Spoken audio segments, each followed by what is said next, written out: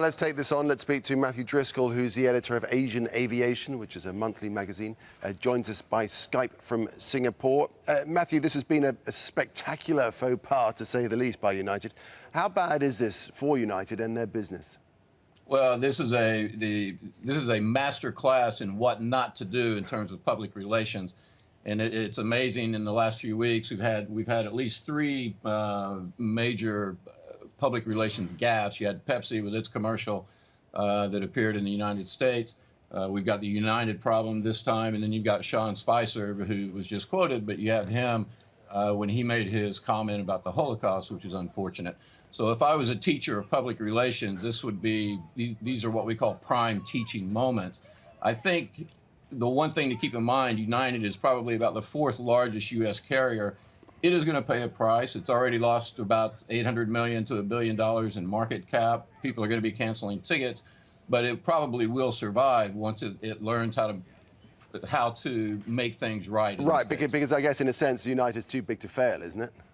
Well, it's a little bit like the banks back in 2008 in the financial crisis. The banks were too big to fail, and United is too big to fail. Again, it's got 14.5% of the market share in the United States. And it's one of the biggest, part of the problem too, and you mentioned this about the hundreds of millions of viewers who have seen the video. Part of the problem, if I was at United, I would be worried about the effect of my China traffic, because China is going to overtake the United States in the next 10 years, 10 to 20 years. It's probably going to be the biggest aviation market. United has a big stake in China. Delta has a big stake in China. Delta and American have about 8% of the traffic from China to the U.S. United has 20% of that. So that's a market that they cannot afford to upset. So do you think that other carriers in China and indeed in Asia, across Asia, will benefit from this? In the short run, sure. If I was a Chinese state carrier, I would certainly have a big smile on my face right now, just because I know that I'm going to get a lot of the business that United's going to lose. And again, you've already been reporting on the boycotts that are taking place, the various societies that are criticizing United.